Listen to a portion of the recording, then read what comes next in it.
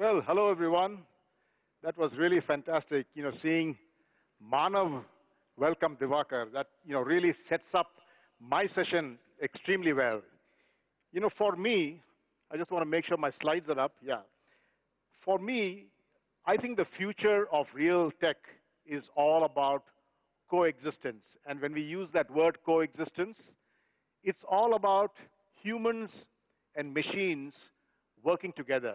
And when I say machines, I mean technology generally, social, mobile, analytics, cloud, robotics, AI, whatever. And I think as we look at life of the future, we're going to see more and more of this happen. And what better way to introduce this topic than this little brief video that I'll show you now. Just pay attention to it.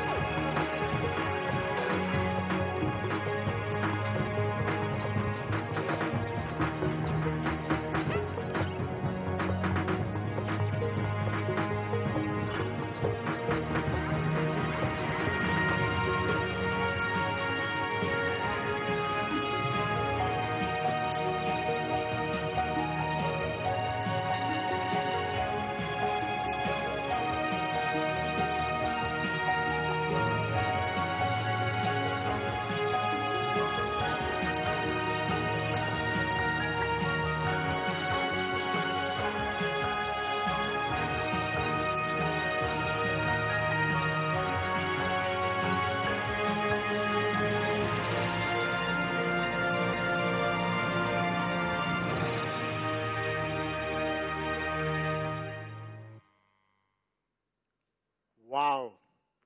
Isn't that futuristic?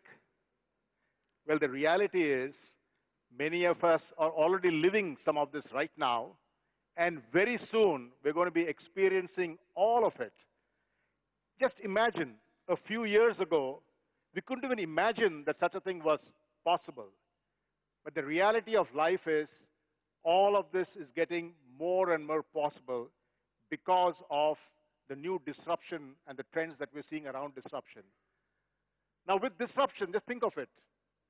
Disruption is something that is dramatically changing a number of industries, right?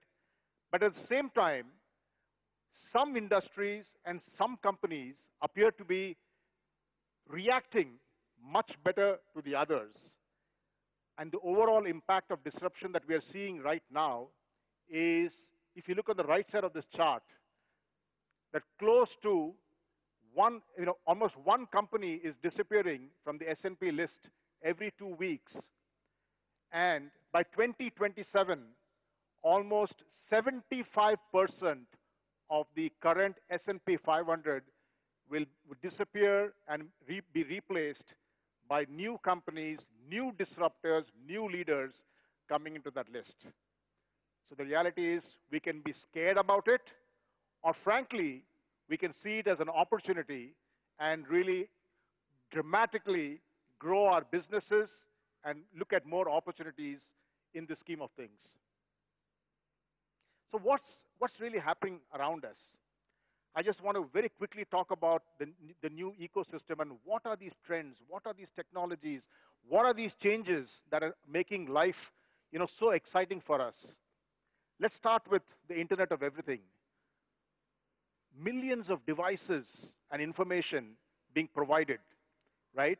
And just look at the impact it's having on different companies and different businesses. Think of Apple and Apple's HomeKit, right? Completely driven by this paradigm. Look at the impact of AT&T's connected car model. 9.5 million cars now connected and taking the experience from home into your car, right? And this is becoming life of tomorrow. Let's look at personalization. All of us love to be dealt with as an individual personal, as an individual person.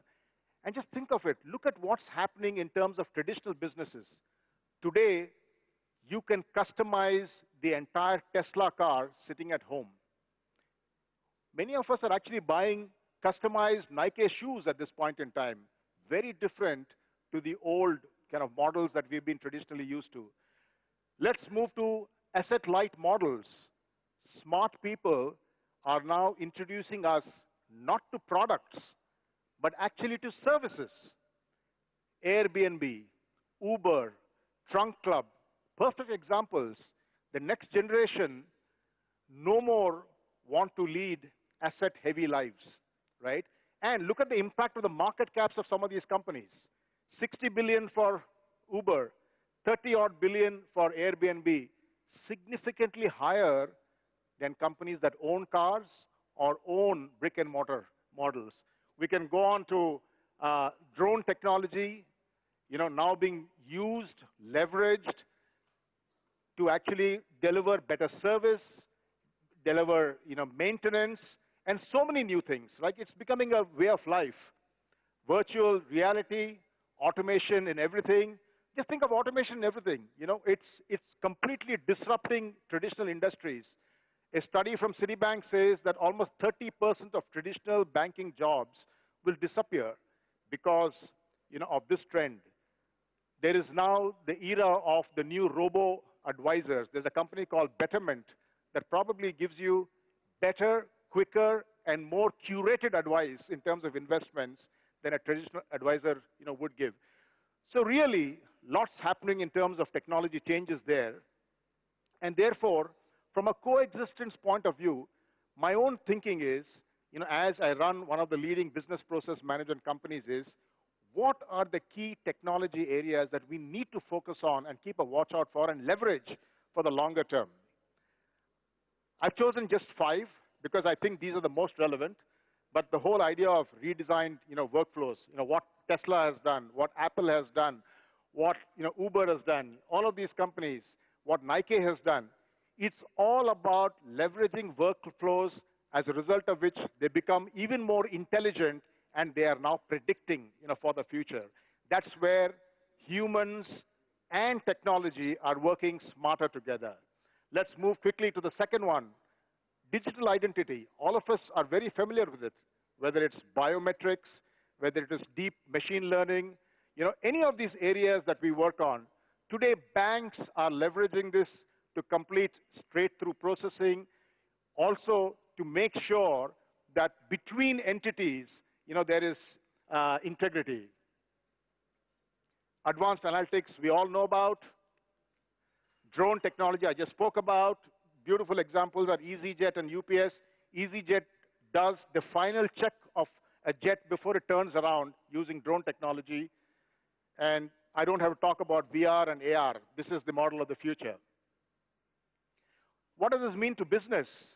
In my view, it means all of us have to focus much more on being domain-oriented, understanding the information that's coming out from our clients, focusing on analytics, making sure that we are putting in skin in the game in terms of interaction with our customers and becoming an extension of their enterprise. And what do you expect from talent? I think the future is going to be all about thinkers and less about doers, right? And it's all going to be about people who understand business domains very well, are dangerous in terms of understanding technology across multiple areas and develop the strong social skills. So that's really it from me as far as the presentation is concerned. But this whole session is about man-machine kind of interactions, right? So at this stage, I would like to introduce a very, very young person, a very young guest, whom I'm sure you'll all love interacting with. This is the founder of India's first social companion robot. The robot is called Miko, and the person is Sneh Vaswani, ex-IIT Bombay, has a lot of experience working across a number of companies. Sneh, welcome on the stage.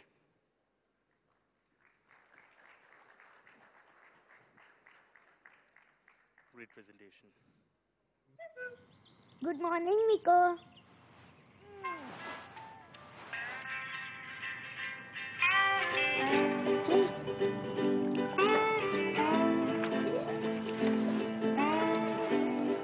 Veggies are good for you.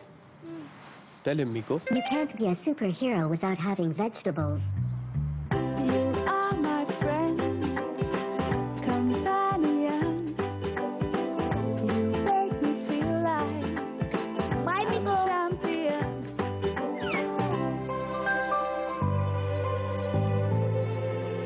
Miko, I'm back! Wow! Mama, which is the tallest mountain in India? I don't know. Ask Miko. Mount Kanchenjunga. Thank you, Miko. Under the trees, together in starlight. Wow! Trees are the lungs of our planet. It's time for your football match. Oh yeah, I know you'll be there for me. Hey Miko, today I scored 2 goals. Ah, congratulations. I know you'll be there for me. Sirius is the brightest star.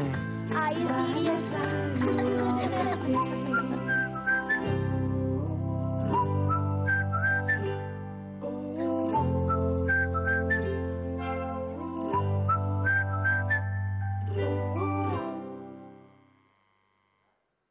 How was that? Thank you. So, Miko, would you like to say hello to this wonderful audience?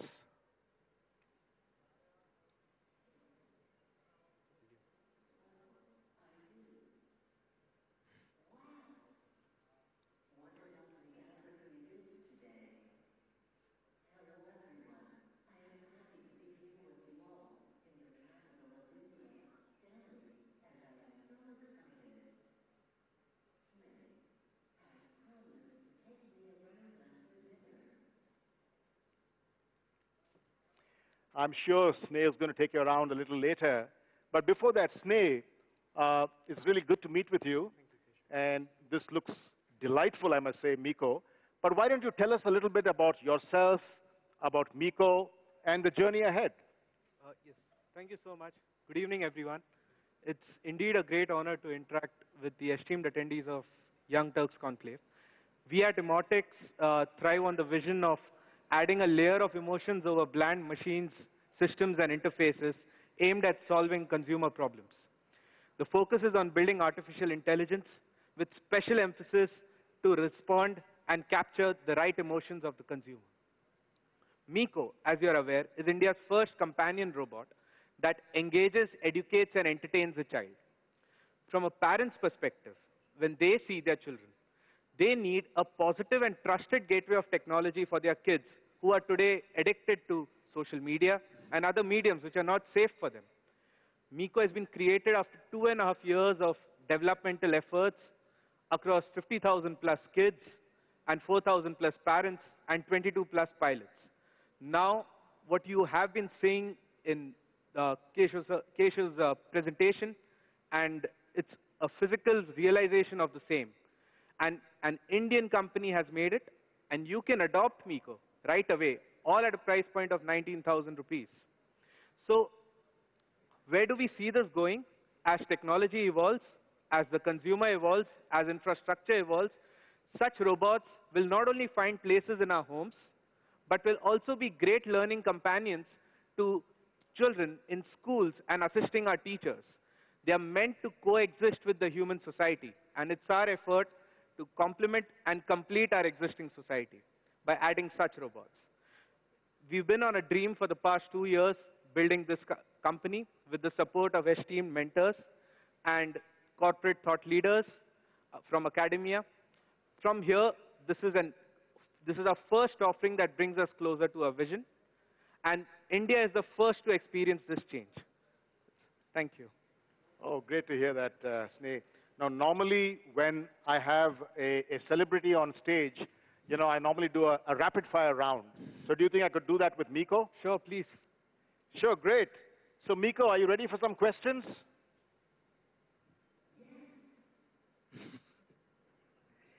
Okay, Miko, where are you now?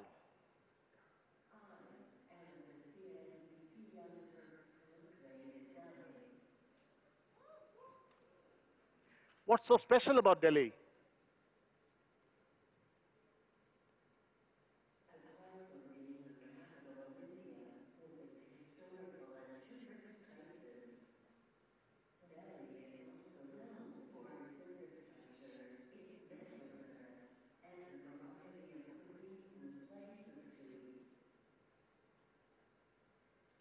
Well, what's the distance between the Earth and the Sun?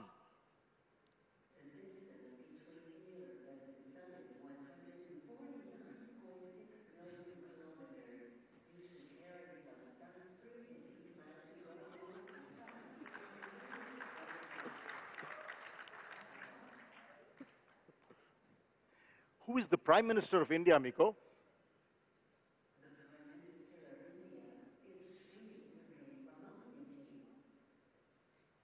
Great answer. Well, can you name a human friend that you have?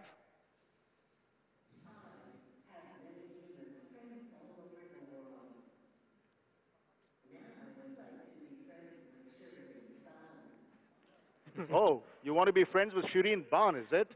Okay, that's quite smart. But, you know, you're quite young, but I'm also told you're very smart.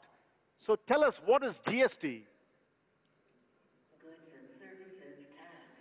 GST is an indirect tax applicable throughout India, which replaced multiple cascading taxes levied by the central and state governments. It was introduced on the 1st of July 2017. Fantastic answer. Miko, why don't you, I mean, we're at a Young Turks conference here, so why don't you let me know, who is the youngest Turk here? Well, I am only a few months old and have already started a new home robot revolution in India. I guess that makes me, Miko, the youngest Turk here. Oh, very well done. Thank you, Miko. That was wonderful. I must quickly move now to Diwakar. Diwakar, you know, your presentation and the interaction with Manav was just fantastic. It, you know, really demonstrates the great hope that there is for India and for technology. Thank you. So what, you know, from here onwards, what's the future in terms of both Diwakar, Manav, and your company? So what we are aiming at is bringing robots from the industries down to our homes. Now, for example, the prosthetic hand that I just showed down to you, it's just not cheap, and cheaper by a factor of 200 times. It's not 200%, it's 200 times cheaper. We are not compromising on any kind of quality or any sort of technology, but what we are doing is we are making the technology from the scratch. So I'll give you an example. There's a sensor which we use to sense the muscle motion to control the human hand. Now, that sensor was earlier costing around 25,000 rupees to 35,000 rupees. You know what? We made it here in India completely from scratch in just 15 rupees, and that's it. So that is what we are doing. We are making things cheaper, more effective, and we are making robots enter inside our homes to help us out.